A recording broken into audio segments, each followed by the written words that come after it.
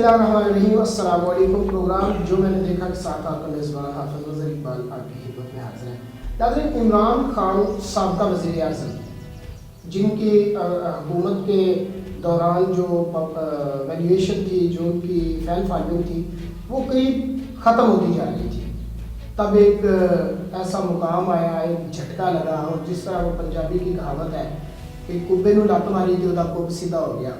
اسی طرح جو عمران خان صاحب ہیں ان کی بھی جو ہے وہ لاٹری نکلی اور عوام ان کے ساتھ اٹیچ ہونا شروع ہو گئی. ایک رجیم چینج آپریشن کیا گیا جس نے لوگوں کو جگایا اور باشعور عوام جو ہے وہ جاگی، اور اس کی ساری داستان جو ہے وہ عمران خان صاحب نے لوگوں کے سامنے آشکار کی، جس میں بہت ساری ایجنسیز اور تقریباً تمام ادارے جو ہیں ان کو سر عام ننگا کر دیا گیا، جس پر بہت سارے مقتدر حلقے جو ہیں انہوں نے تنقید کی، کچھ لوگوں نے تعریف بھی کی، لیکن عوام جو ہے وہ عمران خان کے ساتھ اٹھ کر کھڑی ہوئی. اس کی مثال ان کے آخری جلسے، جس میں اسلام آباد کا جلسہ جس میں قریب 9.5 لاکھ لوگوں نے شرکت کی، وہ تاریخ میں اس سے پہلے اس کی کئی مثال نہیں. اس کے بعد حکومت سے غائب ہونا، حکومت سے چلے جانا، اور پھر اس کے بعد جو ہے وہ لوگوں کا خیال تھا، اور سابقہ اپوزیشن اور موجودہ حکومت ان کا خیال تھا کہ اگر یہ باہر نکلیں گے تو ان کو پتہ چلے گا کہ عوام ان کے بارے میں کیا چاہتی ہے. جبکہ وہ باہر نکلے اور ہائی سیکیورٹی، ہائی الرٹ ہونے کے باوجود وہ باہر آئے اور انہوں نے لوگوں کے درمیان جانا شروع کیا، جو بہت بڑا رسک تھا. جس طرح انہوں نے اپنی آخری اسپیچ میں کہا تھا کہ میں خون کے آخری قطرے تک جو ہے وہ پاکستان کی سالمیت کے لیے لڑوں گا، تو وہ لڑ رہے ہیں. ناظرین، سب سے پہلے میں آپ کو جو جلسے کرنے جا رہے ہیں ان کا شیڈول آپ کو بتاتا ہوں. 6 مئی سے وہ اپنے جلسوں کا آغاز کرنے جا رہے ہیں، اور یہ شاید تاریخ میں پہلی بار کوئی سیاستدان جو ہے وہ کرنے جا رہا ہے. سب سے پہلے 6 مئی کو وہ میاں والی میں جلسہ کریں گے. 7 مئی کو ایک ایکٹیویٹی ہے جو میں آپ کو بعد میں بتاتا ہوں کہ 7 مئی کو وہ کیا کریں گے. 8 مئی کو ایبٹ آباد میں جلسہ، 9 مئی کو راول پنڈی میں جلسہ، 10 کو جیلم میں جلسہ، 11 کو لاہور وکلا کنونشن جو ہے وہ کرنے جا رہے ہیں، کیونکہ جو ینگسٹر نوجوان وکلا ہیں ان میں بڑی بے چینی پائی جا رہی ہے. جس طرح راتوں کو 12 بجے عدالتوں کا کھلنا، اور پھر جو ہے وہ رجیم چینج کو سپورٹ کرنے والے جو فیصلے ہیں ان کا کرنا، اور ابھی جرم ہوا نہیں اور عدالتیں پہلے جو ہے وہ ایکسپیکٹ کر رہی ہیں کہ شاید جرم ہونے جا رہا ہے، اس لیے وہ عدالتیں رات 12 بجے کھل جاتی ہیں اور انتظار کیا جاتا ہے کہ جرم ہو اور ہم اس کی سزا دیں.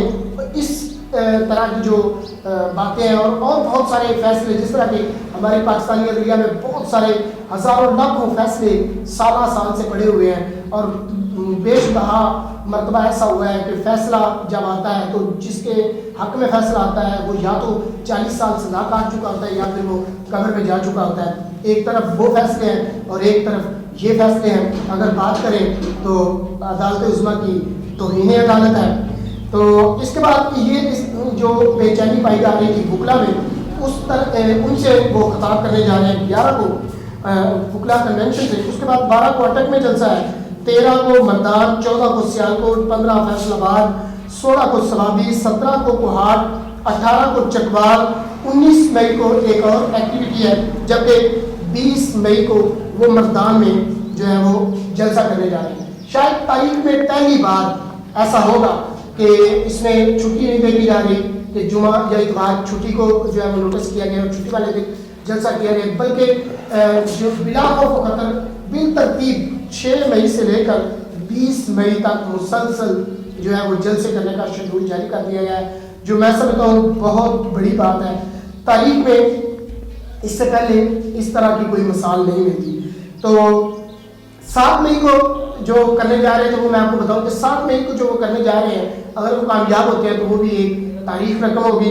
وہ جی یورپی یونین جو ہے وہاں پہ جتنے بھی اوورسیز پاکستانی ہیں ہمارے، ان سے آن لائن خطاب کرنے جا رہے ہیں. 7 بجے غالباً پاکستان کا ٹائم ہوگا اور 3 بجے سپیر یو کے کا ٹائم جو ہے وہ ہوگا، اور وہاں پر بڑی بڑی سکرینیں جو ہیں وہ نصب کرنے کی اجازت دی جا رہی ہے، جس میں بہت سارے ممالک شامل ہیں، خصوصاً فرانس، جرمنی، اسپین، اٹلی، امریکہ، ناروے، سویڈن وغیرہ اور بہت سارے دیگر ممالک ہیں جہاں پر بڑی بڑی اسکرینیں نصب کی جائیں گی، اور جو ہے وہ آن لائن ان سے جو اوورسیز پاکستانی ہیں ان سے سابق پرائم منسٹر وزیر اعظم جو ہے وہ عمران خان وہ خطاب کرنے جا رہے ہیں. اگر وہ کراؤڈ اکٹھا کر لیتے ہیں اور فزیکلی انپیئر ہونے کے باوجود وہ اتنا کراؤڈ اکٹھا کرتے ہیں تو میرے خیال میں یہ بھی ایک تاریخ کا حصہ بنے گا کہ کوئی ایک پاکستانی سیاستدان تاریخ لکھے. تاریخ کے اوراق میں یہ لکھا جائے گا کہ پاکستانی ایک سیاستدان ایسا بھی آیا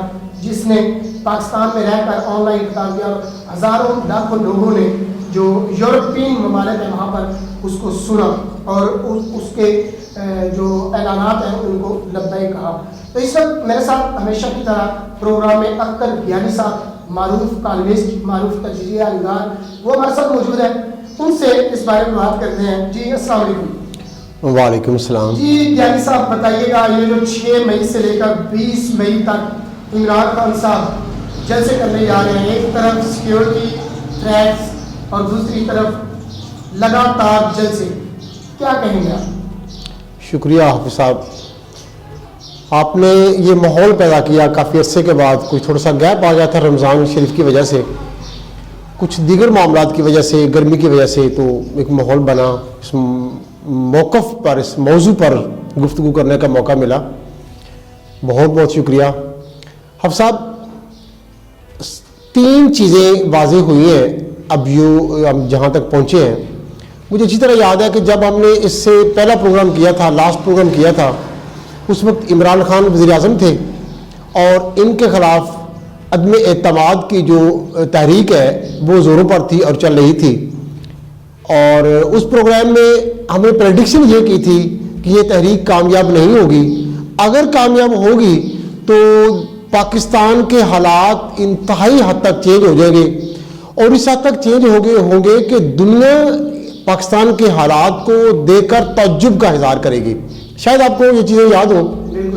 تو اب ہم نے جو پروگرام کر رہے ہیں تو عمران خان سابق وزیر اعظم بن چکے ہیں. وہ لوگ جو عمران خان کو نااہل، نالائق اور ایک سازش کا حصہ سمجھتے تھے، اور جن کو وہ سلیکٹڈ کہتے تھے، وہ خود اب گورنمنٹ میں ہیں، وزیر اعظم بن چکے ہیں. اور افسوس کی بات یہ ہے کہ وہ جن چیزوں کا الزام لگا رہے تھے عمران خان پر، بجلی کے حوالے سے، پیٹرول کے حوالے سے، چینی کے حوالے سے، وہی چیزیں وہ خود انڈورس کر رہے ہیں. اور عمران خان کو عوام کے سامنے آج وہ اس حوالے سے چور ثابت کر رہے ہیں، نیل ثابت کر رہے ہیں کہ انہوں نے ہمارے لیے بارودی سرنگیں بچھا کے چلے گئے. لیکن عوام جو ہے وہ عمران خان کو داد دے رہی ہے آج کہ عمران خان کیسا انسان تھا، کیسا وزیر اعظم تھا، کیسا حکمران تھا، جس نے نہ جانے کہاں کہاں سے سبسڈی نکال کر عوام کو ریلیف دیا. تو یہ تو شعر سا میں آپ کو تعارف دینا چاہ رہا تھا، ایک حالات بیان کرنا چاہ رہا تھا. جہاں تک آپ کی بات ہے کہ عمران خان اتنے شیڈول کے اجلاس کرنے جا رہا ہے، مظاہرے کرنا جا رہا ہے، وہ شہر اپنی کیمپین کرنے جا رہا ہے. حفظ صاحب، آج کی حکومت میں جن کو آپ متحدہ اپوزیشن پی ڈی ایم کہتے ہیں اور عمران خان میں ایک بہت بڑا فرق ہے. وہ آج تک وہ نہیں سمجھ سکے اور عمران خان اس کو سمجھ چکا ہے. آج کا دور ڈیجیٹل کا دور ہے، سوشل میڈیا کا دور ہے. آج کل ہر ایک کے ہاتھ میں موبائل ہے اور موبائل میں ساری دنیا ہے. عمران خان اس چیز کو سمجھ چکا ہے. آپ کو یاد ہوگا کہ جو ہی یہ تحریک چلی تھی پی ڈی ایم کی، اسی وقت عمران خان رابطہ عوامی مہم کے نام پر وہ عوام میں نکل چکا تھا. اس وقت انہوں نے 7 جلسے کیے تھے، منڈی بہودین، حافظ آباد، میلسی، چکوال، اسلام آباد، لاہور وغیرہ، یعنی 7 جلسے کیے تھے. یعنی اس وقت ہی عمران خان عوام میں آ گیا تھا. یہ سو گئے تھے اور یہ عوامی تحریک عدم اعتماد کر رہے تھے، کیونکہ یہ ان کے پیچھے ایک سازش تھی اور انہیں یقین تھا کہ یہ سازش ہمیں یقیناً کامیاب کرائے گی. یہ لوگ خرید کر رہے تھے، یہ جو بھی خرید و فروخت ہو رہی تھی وہ ہارس ٹریڈنگ ہو رہی تھی وغیرہ وغیرہ. میں یہ کہنا چاہتا ہوں کہ عمران خان اس وقت بھی عوام میں چلا گیا تھا اور عوام کو انہوں نے کہا دیتی اور عوام نے ان کو ویلکم کیا تھا. اب یہ گورنمنٹ میں ہے, اب یہ گورنمنٹ کے مزے لے رہے ہیں اور انہیں سجائی نہیں دے رہا کہ ہمیں کیا کرنا چاہیے. حیرت کی بات ہے, یہ پہلے کہتے رہے کہ کوئی ڈیم وغیرہ نہیں بن رہا, یہ پیسے کھا چکے ہیں.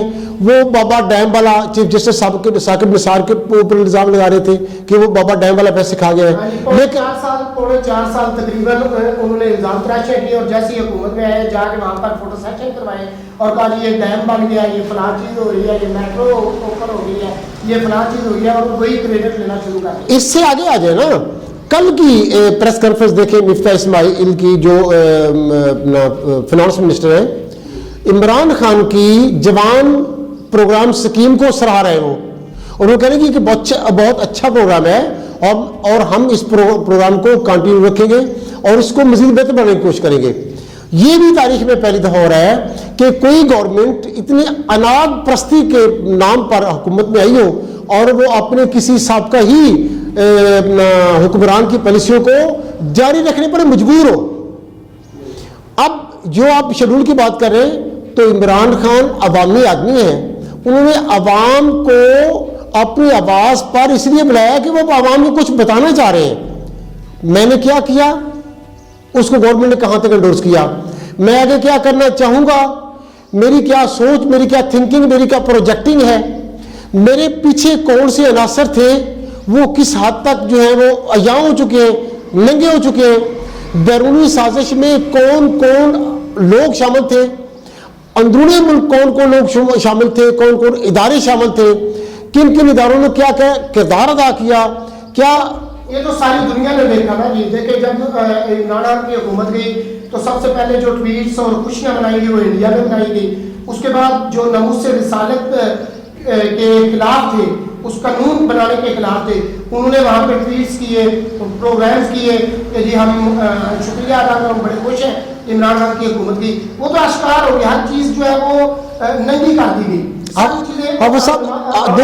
آپ سب دیکھیں یہ بات نہیں ہے, یہ جو رجیم چینج ہونے کی بات چلی تھی امریکہ سے, بھئی امریکہ, نیٹو پاورز, انڈیا, اسرائیل, یہ تو اس گروپنگ کا حصہ ہے ہی, ان کو خوشیاں منانی چاہیے تھیں.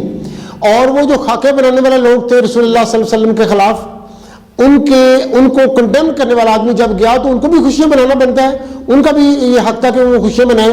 ان کو جو روکنے والا آدمی تھا جس نے رحمت العالمین اتھارٹی قائم کی اور پوری دنیا کے مسلم ممالک ان کا ممبر بنایا, تو ان کے لیے تو یہ بہت خطرہ پیدا ہو گیا تھا. اچھا یہاں پہ ایک بات میں اور آپ کو غور کر دوں, جو مجھے چند لمحے پہلے جو ہے جس کا علم ہوا ہے کہ جہاں پر ہم نے عمران خان صاحب نے جتنے بھی اسلام و فوبیا کے خلاف کام کیا ہے اور اسلام کی سر بلندی کے لیے جو کام کیا, وہاں پر ایک کام انہوں نے کیا جو آج تک کسی بھی میڈیا پر جو ہے وہ آشکار نہیں کیا گیا, میڈیا پر لوگوں نے بتایا نہیں. میڈیا تو خیر 95% ویسے بھی جو ہے وہ ان کے خلاف جا رہا ہے, ان کی کوئی بھی چیز جو ہے وہ ایکٹیویٹی دکھا نہیں رہا.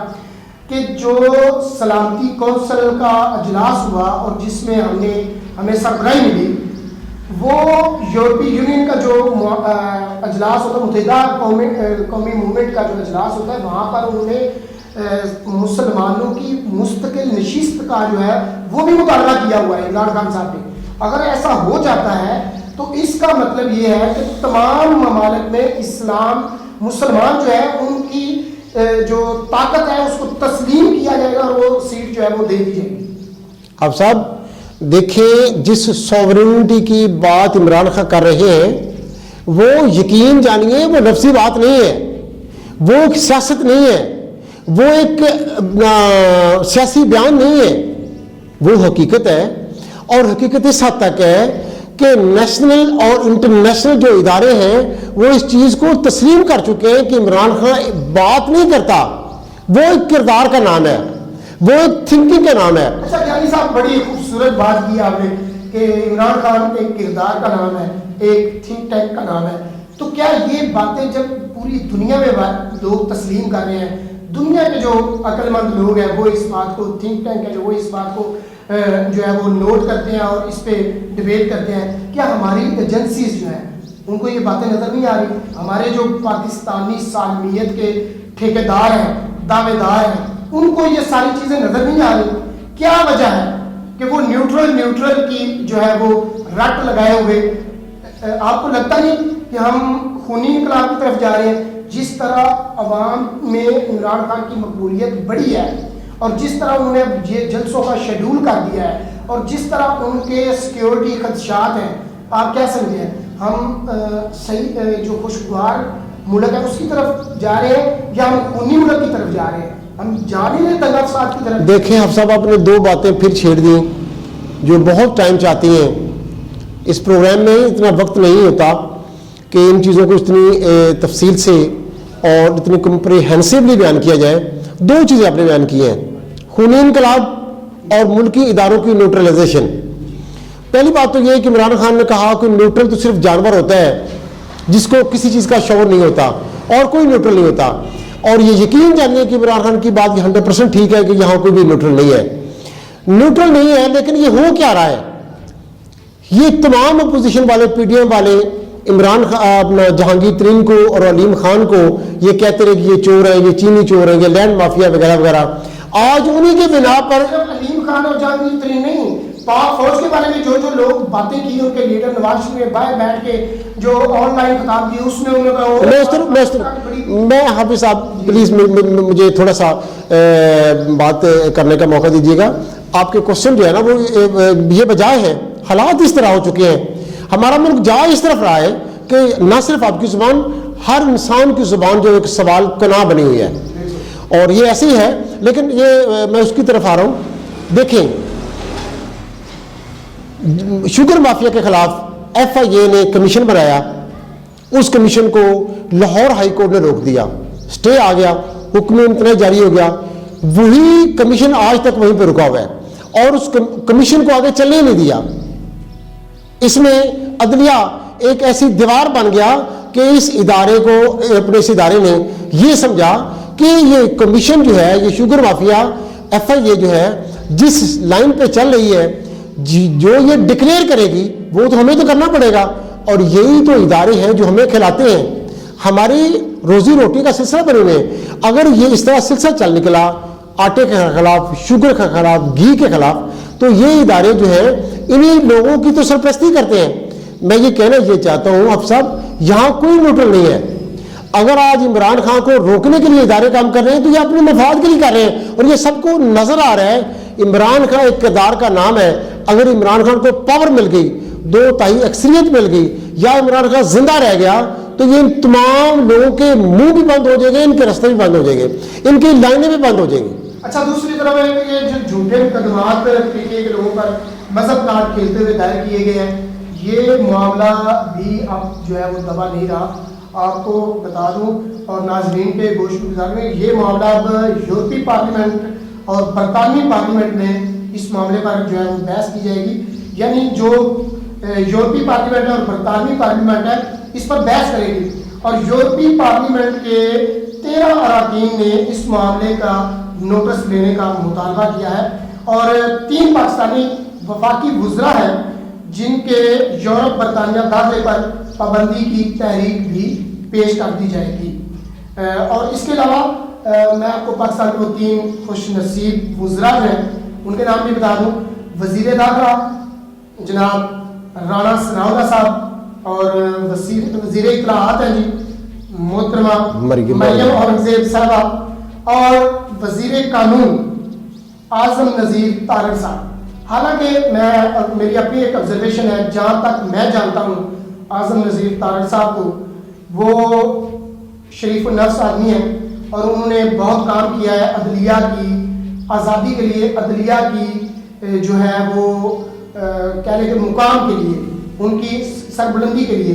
ان کے کنونشن بھی میں نے دیکھے ہیں, اور وہ ہمیشہ سے بات کرتے رہے ہیں کہ عدلیہ کی خود مختاری اور ان کی سربلندی جو ہے اس کے لیے انہوں نے بڑا کام کیا ہے. لیکن جہاں تک میں سمجھتا ہوں کہ وہ بڑے پریشر میں ہیں, اور یہ جو ابھی پی ٹی آئی کے عمران خان اور دیگر وزراء پر جو فیصل آباد میں اور اسلام آباد میں ایف آئی آرز ہوئی ہیں, ان کے وہ حامی بھی نہیں رہے تھے, لیکن مجبوراً انہوں نے یہ کیا ہے. پھر انہوں نے پریس کانفرنس بھی کی جس میں انہوں نے کہا جی کہ اسٹیٹ اس کی مدعی نہیں بنے گی.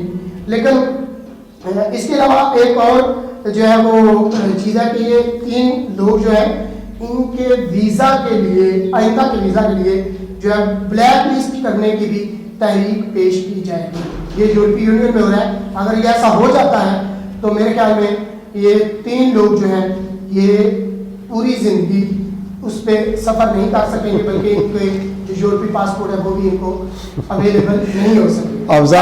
افضل آپ نے جو بات کی ہے بڑی مضحکہ خیز ہے. پچھلے دنوں ایک سیاستدان نے کہا تھا, پرانے سیاستدان نے, کہ اس گورنمنٹ نے رانا ثناء اللہ کو وزیر داخلہ بنا دیا ہے تو گویا بندر کو ماچس دے دیا ہے جو جنگل کو جلا دے گا.